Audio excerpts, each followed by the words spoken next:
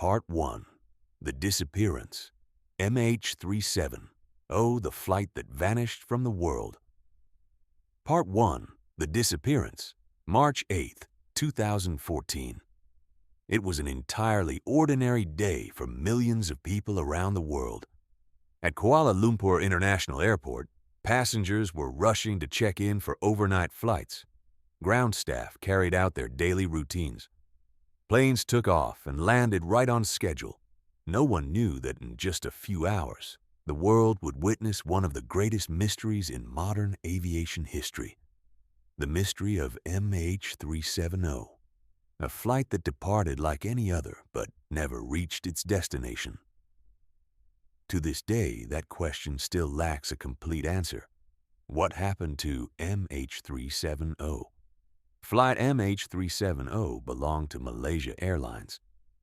The departure point was Kuala Lumpur, Malaysia. The destination was Beijing, China. The aircraft was a Boeing 777-200ER. This was not an old or outdated aircraft.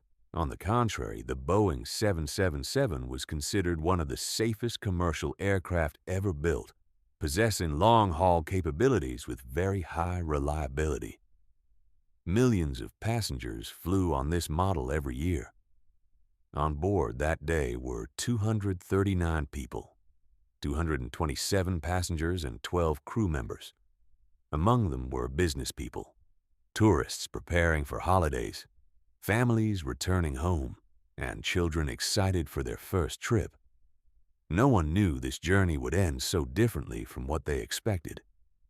In the cockpit was Captain Zaharieh Ahmad Shah, one of Malaysia Airlines' most experienced pilots with over 18,000 flight hours. Next to him was First Officer Farik Abdul Hamid, only 27 years old, completing his final flight hours to become a captain. Everything indicated a normal flight, a professional crew, a modern aircraft, and favorable weather. At 12:41 a.m., MH370 began taxiing. The engines roared and the heavy Boeing 777 accelerated, slowly lifting off.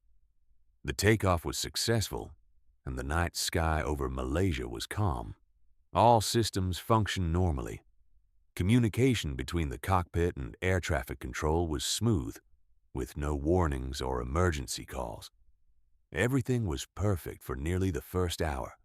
Around 1:19 a.m., MH370 prepared to leave Malaysian airspace to enter the Vietnamese air traffic control sector. Before the handover, the Malaysian controller contacted the pilot. Then the final reply came. "Good night, Malaysian 370. Those were the last words the world would ever hear from this flight. No one in the control room realized they had just witnessed the final communication. Just minutes later, the aircraft vanished from civilian radar screens. Initially, this did not cause concern. Gaps in communication can happen during handovers, but this time was different. 1 minute passed, then 5. No response, no radio calls, no signals. Air traffic controllers tried repeatedly to contact the plane and ask nearby aircraft to help. Only an eerie silence answered, as if the massive plane and its 239 passengers had vanished off the face of the earth. As dawn broke, the situation turned critical. A massive search operation was launched, focused on the South China Sea, the last known location. Rescue vessels, patrol planes, and helicopters from multiple nations joined, hoping to find survivors, but they found nothing. No debris, no oil slick, no life jackets. The vast sea was empty. However, military radar data soon changed everything. Malaysian military radar had detected an unidentified object. It showed that after disappearing from civilian radar, MH370 had made a sharp, deliberate turn back over the Malaysian peninsula, then continued westward. This stunned investigators.